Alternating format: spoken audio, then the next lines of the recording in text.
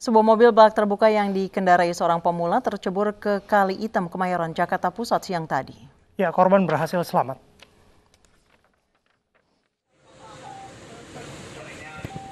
Tim rescue dari Dinas Pemadam Kebakaran dan Penyelamatan diterjunkan ke lokasi terceburnya mobil bak terbuka di Kali Item, Kemayoran, Jakarta Pusat.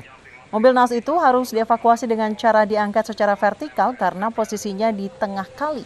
Kecelakaan bermula saat mobil yang dikendarai seorang pemuda yang masih belajar mengemudi hilang kendali dan meluncur ke arah Kali Item. Karena panik, pengemudi diduga malah menginjak pedal gas, bukan rem.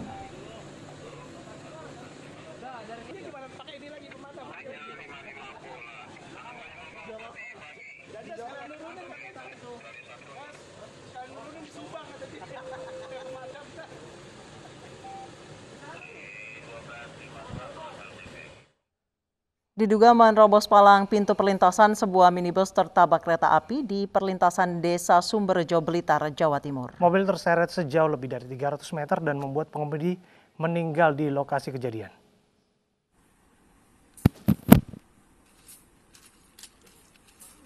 Pengemudi mobil bernama Suliono, warga Kecamatan Garum, Blitar. Dari olah TKP polisi, kecelakaan terjadi akibat mobil Suliono menerobos palang perlintasan kereta api yang sudah ditutup. Saat bersamaan datang kereta api Penataran yang langsung menghantam mobil Suliono.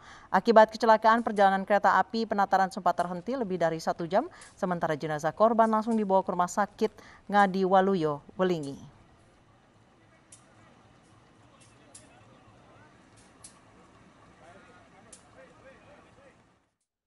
Karena tidak kuat menahan sakit, seorang ibu melahirkan di Pasar Pabean, Surabaya saat perjalanan ke rumah sakit. Proses persalinan dilakukan di trotoar dan dibantu bidan yang kebetulan ada di sekitar.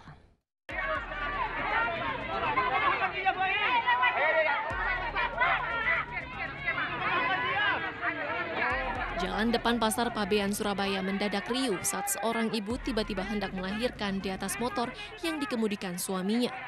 Warga sekitar langsung berteriak meminta pertolongan. Beruntung ada seorang bidan yang berada di sekitar lokasi dan dengan sigap membantu proses persalinan. Dengan peralatan seadanya, akhirnya ibu dan bayi terselamatkan dan langsung dilarikan ke rumah sakit. Sebelumnya, Siti Romlah akan melahirkan di bidan, namun diketahui posisi bayinya sungsang sehingga harus dilarikan ke rumah sakit. Saat perjalanan, kaki bayi sudah keluar hingga Siti terpaksa berhenti di Pasar Pabean, Surabaya. Dari rumah saya ke bidan. Ke bidan dicek pembukaan udah lengkap, cuman gak ketemu kepalanya, jadi perkiraan sungsang disuruh ke rumah sakit besar. Nah, pas di rumah mau arah perjalanan ke rumah sakit besar itu udah keburu keluar kakinya, jadi mau minta turun di jalan pas di dekat Pasar Pabean. Pas sudah keluar semua baru dibawa ke rumah sakit. Kolonel Laut Dr. Tirka, Kepala Dinas Kesehatan Armada 2, memberikan apresiasi kepada bidan Siti Indriani yang secara heroik telah menolong kelahiran sungsang di depan Pasar Pabean, Surabaya. Atas prestasinya, bidan Siti Indriani yang saat ini sebagai pegawai harian lepas diprioritaskan untuk diangkat sebagai aparatur sipil negara di lingkungan Dinkes Armada 2, Surabaya. Dan pemirsa, saat ini sudah bergabung bersama Siti Indriani, bidan yang membantu ibu melahirkan di emperan toko. Selamat sore, Bidan Indri. Selamat sore, Mbak Anissa. Bidan Indri, bisa Anda ceritakan tadi menurut penuturan dari sang ibu bahwa dibawa dari puskesmas dibawa ke rumah sakit besar karena kondisi bayinya sungsang. Bagaimana akhirnya kondisi bayi sungsang itu, namun Bidan Indri berhasil melahirkan di pinggir jalan dengan alat seadanya, Bidan? Siap. Kami memperkenalkan diri dulu, Mbak Anissa. Sebelumnya, saya Bidan Indri, seorang honorer Diskes Armada 2, yang istri seorang prajurit sekaligus anggota Jala Senastri Armada 2, dan suami kami berdinas di KRI Cakra 401 Satuan Kapal Selam Armada 2. Siap, Mbak Nisa, kami lanjut pertanyaan Mbak Nisa. Silakan. Kondisi bayi dan ibunya sekarang sehat-sehat aja, dalam kondisi sehat. Terus, baik, Bidan, bagaimana Anda bisa melahirkan dengan alat seadanya? kondisi bayi sungsang dan pada saat itu sebenarnya dari perjalanan ke rumah sakit besar karena memang harus menjalani operasi. Bagaimana ceritanya ketika itu Anda bisa membantu persalinan di pinggir jalan dengan kondisi seperti itu? Ya, baik, kami akan jawab. Pas hari Senin itu tanggal 9 sekitar jam 12.30 kami ada di pasar Pabean. Terus ada orang berteriak, ternyata ibu minta tolong untuk melahirkan. Terus ada orang menepuk punggung kami, ternyata ibu itu minta tolong, Bu, tolong, ada ini orang mau melahirkan. Mungkin karena kami pakaian baju putih, Mbak Anissa. Makanya kami langsung terjun, menepis orang-orang tersebut. Habis itu kami teriak, kami bidan, monggo. Terus habis itu orang-orang pada ini memberi jalan kami. Kami lihat ternyata ibu itu udah ini mengeluarkan kaki satu. Ternyata sungsang, Mbak Anissa. Siap. Kami tanpa peralatan, tanpa APD, dengan kondisi pandemi kayak gini, kami sebenarnya sudah ingat. Tapi kami bonek aja. Kami niat membantu, insya Allah kami dibantu. Baik. Jadi bondo bismillah aja. Baik. Terima kasih Bu Indri Yani sudah berbincang bersama kami. Pemirsa, hingga hari ini warga perumahan Bekasi Timur Regensi Kota Bekasi masih mencari ular kobra yang berkeliaran di sekitar sarang yang ditemukan warga di salah satu rumah. Satu anak kobra kembali ditemukan.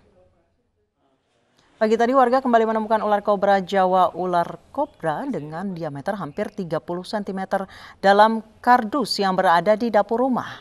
Untuk keselamatan ular ini dipindahkan ke sebuah akuarium bekas.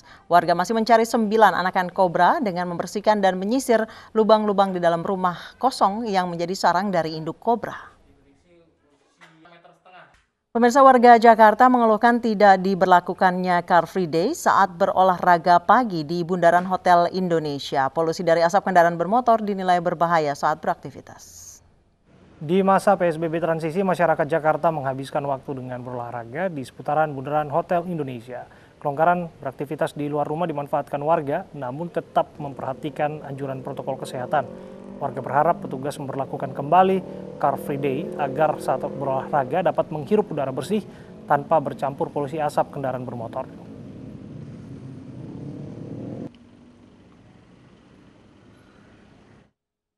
Pemirsa, sudah pernahkah Anda melihat atraksi drag race menggunakan mobil klasik? Nah, kalau belum, Anda wajib datang ke Museum Angkut di Kota Batu, Jawa Timur. Anda akan dihibur dengan aksi Man of Fire. Mau tahu keseruannya seperti apa? Berikut liputannya.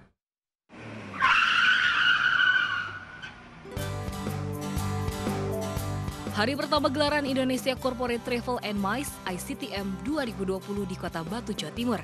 Para peserta berkesempatan mengunjungi Museum Angkut.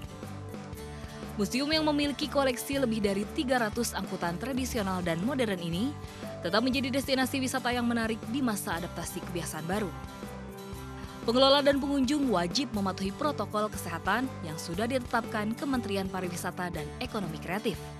Kami membuat dukungan atau panduan CHSE kemarin itu sebenarnya turunan dari kebijakan publik yang diberikan oleh Kesehatan, Kementerian Kesehatan. Maka kita siapkan yang namanya checkpoint ya. Salah satunya adalah untuk memberikan kenyamanan kepada tamu, baik itu tempat cuci tangan, hand sanitizer, dan yang paling pokok diberi label stiker. Selain berfoto dan melihat koleksi ratusan alat transportasi, pengunjung juga akan dihibur dengan atraksi Deck Race Man of Fire. Wah, pemirsa, ternyata seru juga yang mencoba alat transportasi unik yang ada di Museum Angkut ini. Dengan mentaati protokol kesehatan, Anda turut berkontribusi dalam membantu pemerintah pusat dalam mempercepat pemulihan ekonomi nasional. Selamat berwisata dan jangan lupa patuhi protokol kesehatan. Dari Kota Batu, Malang, Jawa Timur, Rizka Ayu Enggar Bagus, Eri Nugraha, iNews melaporkan.